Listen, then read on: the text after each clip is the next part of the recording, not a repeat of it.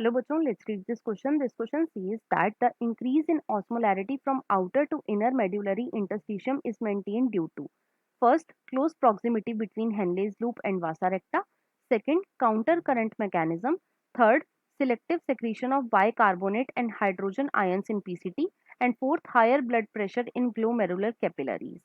अब अगर इस क्वेश्चन के मैं की कॉन्सेप्ट की बात करूं तो इस क्वेश्चन का जो की कॉन्सेप्ट है वो है बच्चों kidney. Let me right it over here, it is kidney. अब सबसे पहले तो देखो किडनी क्या है, तो बच्चों किडनी हमारी बॉडी का मेन एक्सक्रीटरी ऑर्गन है। ये क्या है, ये हमारी बॉडी का मेन एक्सक्रीटरी ऑर्गन है। अब क्योंकि किडनी हमारी बॉडी का मेन एक्सक्रीटरी ऑर्गन है तो बच्चों इसका फंक्शन क्या होता है, तो जितना भी मेटाबॉलिक वेस्ट होता है हमारी बॉडी के अंदर उसके रिमूवल में हेल्प करती है किडनी।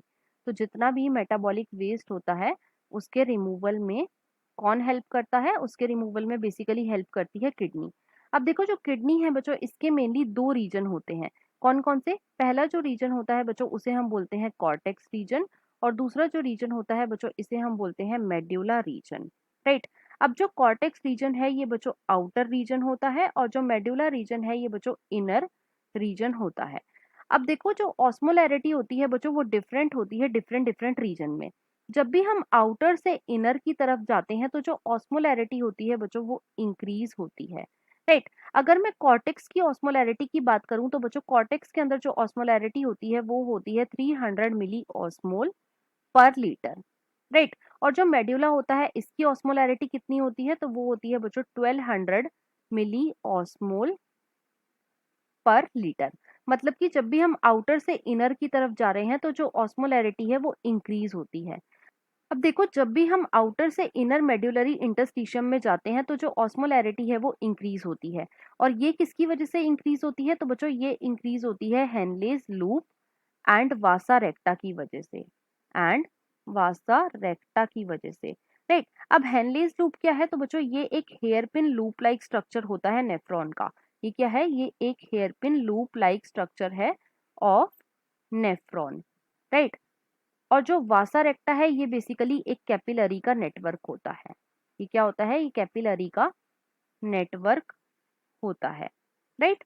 अब देखो जो हेनलेज लूप होती है बच्चों ये रिस्पॉन्सिबल होती है mainly for the urine concentration.